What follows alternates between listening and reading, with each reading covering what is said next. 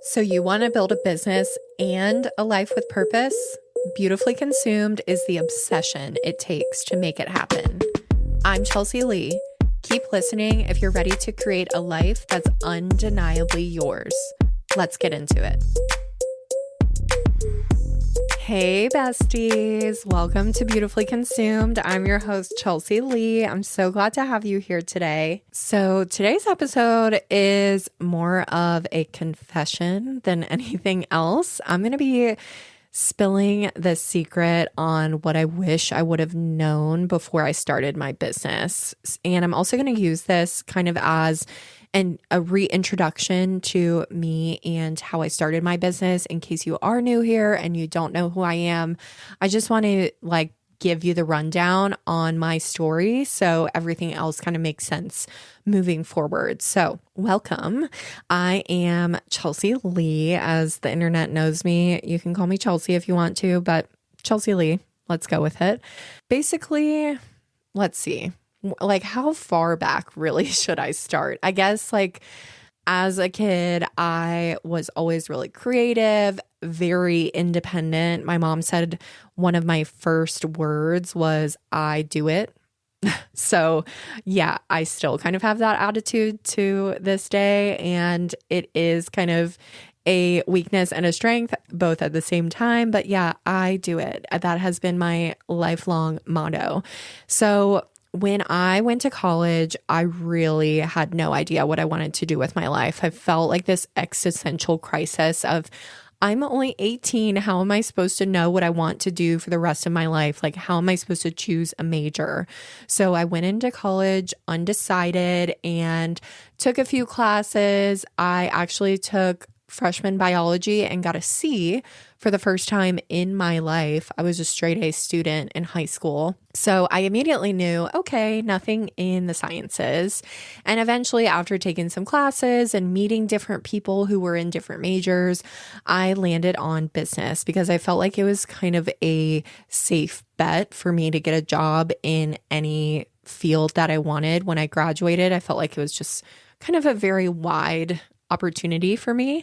So I ended up studying marketing and sales and absolutely loved it. I was just in love with the sales psychology and the psychology of buying. And I just found the whole thing very fascinating. And I felt like I was really good at it.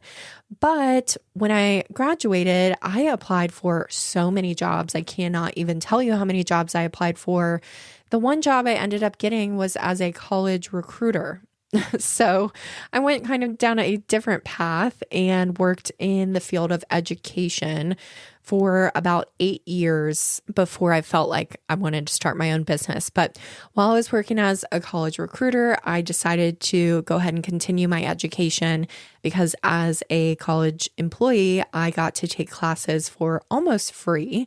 So I went on and got my MBA while I was working full time, and that taught me so many lessons in of itself. I feel like the MBA was definitely geared towards corporate. We learned a lot about making it in the corporate world and not so much about entrepreneurship, but I did still learn a lot of really valuable lessons and stuff from doing that MBA. And when I finished with my MBA, I kind of had all this free time suddenly because before I was working full time and then I had a 45-minute drive to class and then I had class all night and then I had a 45-minute drive home, and most nights I wasn't getting home until 10, 11 o'clock, and then I would go to the gym. It was kind of a crazy time in my life. I had no free time when I was doing my MBA. So when I graduated and I was just now a regular 9 to 5 employee, I had all this free time after work that I didn't know what to do with. And I'm about to tell you something I don't think I ever really talk about publicly. Yeah, I sometimes debate if I want to share this piece of information, but I do think it's important and it is a huge part of my entrepreneurship journey. I don't know. I struggle to say I'm embarrassed by it because I don't really necessarily feel embarrassed by anything, but I do prefer to skip over this piece of my story a lot, but since you are listening here on the podcast, that means you're a real one. So I'm going to be real with you. So when I graduated from my MBA and I had all this free time, I was like, how can I fill my time? And it wasn't with doing fun things and hanging out with friends. Like, of course I did that, but I am such a like go-getter type of personality. I was like, how can I make some extra money and have a side hustle after work? So I actually got involved in like MLM direct sales, and I started selling makeup. I'm not gonna lie, I was pretty good at it. Like, I was very successful. I built a huge team of people, and like I was literally paying my rent and more with the makeup sales and like training a team and commissions and all that kind of stuff. Listen, I don't love direct sales. I wouldn't do it again if I was presented the opportunity, but I do feel like it gave me kind of an understanding of sales in the real world and posting on social media. Because at this time, just to give you a little bit of context, I graduated with my MBA in 2016. So this was kind of the era where Instagram was still fairly personal, just starting to transition into using social media for business and selling. I learned a lot about how to market on social media because I was doing direct sales. So yeah, anyway, kind of a little weird part of my story that I don't love talking about, but it really did teach me a lot of things and got me to where I am today. So I did that for like 2 years before I was like, okay, I need to do something on my own. Like, I see how this is great and there's potential here, but this isn't my own business. And sorry to throw shade to anybody in direct sales, but it is different being a direct salesperson versus running your own business. They are two very different things. I know you feel like you're in charge of your sales and you can work when you want to work and all this stuff. There are definitely perks to it. But at the end of the day, you don't own your own business. You are selling someone else's products on their terms. So yeah, I'll just leave it at that. So I loved my experience there, but I knew it wasn't the long game. I knew I needed to do something for myself. So I was still working full time in education, and I was kind of applying for jobs, and just like nothing really felt right. Nothing was really like, oh my God, this is amazing. This is what I want to do forever. So I spent a whole year kind of playing around with different ideas of things that I thought I might want to do to start my own business. So here's the thing, like, I knew I wanted to be a business owner and work for myself.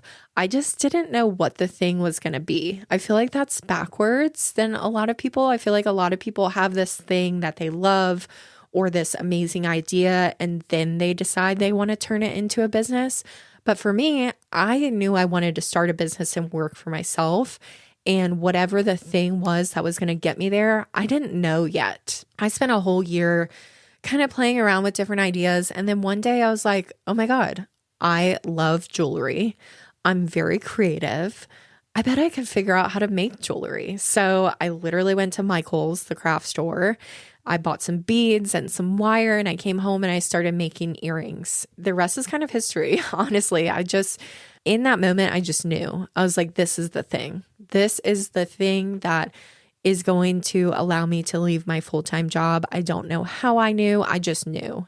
It was just this like very intuitive internal knowing of this is the thing. I have landed on it. Mind you, I had zero experience or knowledge on how to make jewelry. I just knew I could figure it out, and that's exactly what I did. So this was in June of 2019 that I decided to start making jewelry, and I started doing the paperwork to get my business all set up, and I did my first launch of my first collection on September 2nd of 2019. So I spent a few months like prepping everything, getting my socials up and running, doing all the paperwork in the background, creating a collection, kind of creating hype and everything. And I made my first sale on September 2nd of 2019.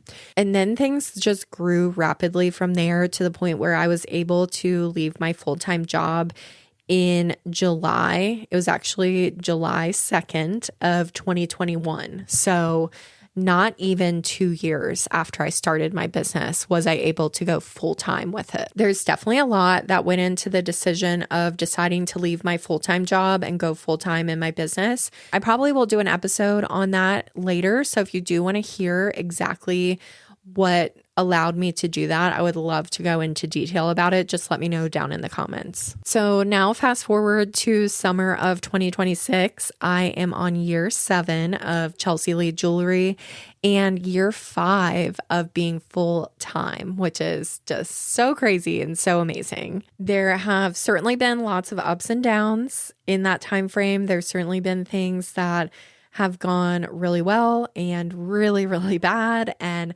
I've cried a lot. I've had a lot of happy moments. I mean, running your own business is the roller coaster of a lifetime. And I feel like I'm just getting started. So I can't even imagine what is to come down the road. But I just know that this is exactly what I was meant to be doing. And I just feel so grateful for the path and the journey that's got me here, even though it has been wildly unconventional. But here's the thing I really want you to take away from this story and from my journey.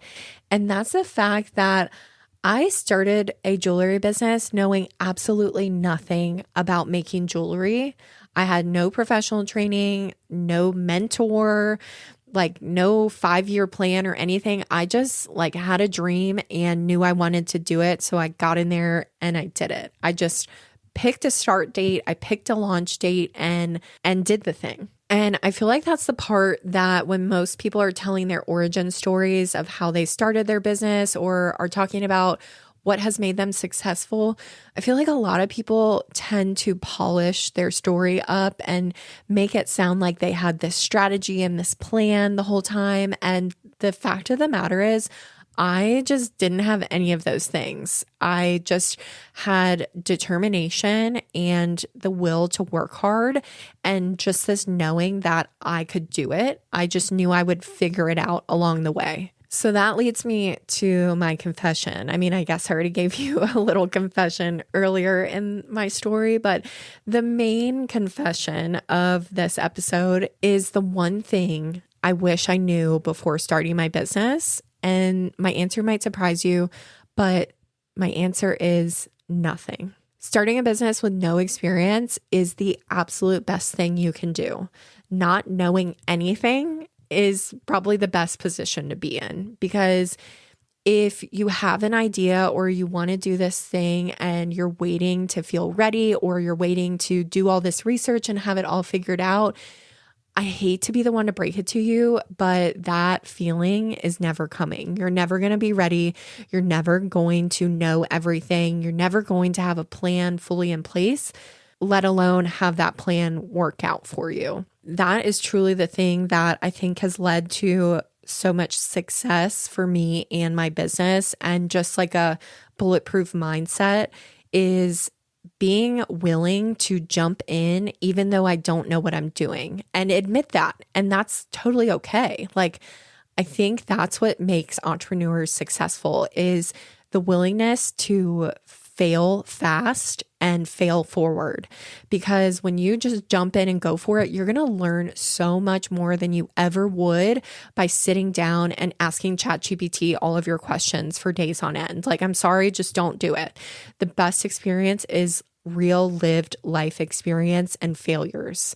And so the faster you can fail, the quicker you're going to learn and the quicker you're going to move towards your goal and become successful. So this is just a quick little episode today and a reminder for you that if there's something that you've been dreaming about, thinking about, something you want to do or start, please just start. That is the first thing and the hardest thing, honestly. The hardest thing is just getting started. But once you do that, the momentum just keeps coming. Honestly, being in a position where you don't know anything allows you to be a sponge. You absorb so much information. You're going to learn so many things.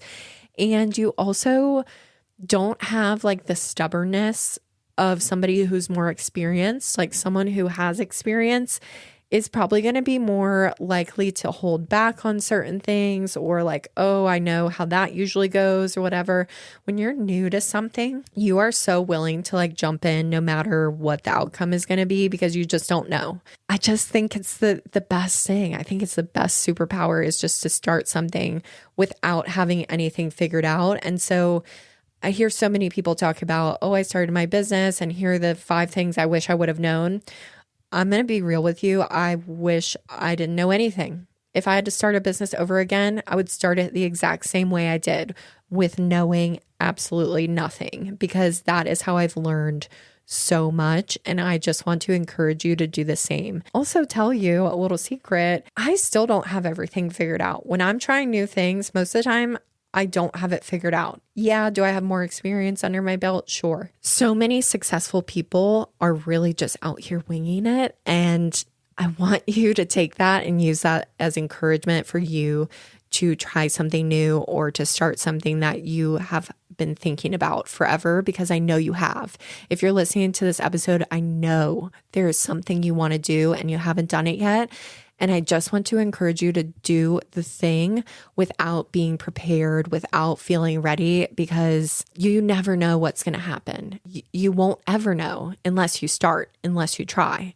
So please take my story as a bit of encouragement to just do the thing you've been thinking about. Do the thing that has been on your heart, whether you feel ready to, or prepared, or have a plan or not. You won't regret it. So that's it for today's episode. Thank you so much for listening. And I'd love for you to leave a comment below or DM me on Instagram. Let me know what's one thing you wish you knew before you started your business. Like, do you actually have something that you wish you could share with somebody? Or are you like me and you feel like you would start it all over again in the same exact way without being prepared? Let me know your thoughts, and I'll talk to you next week. Bye.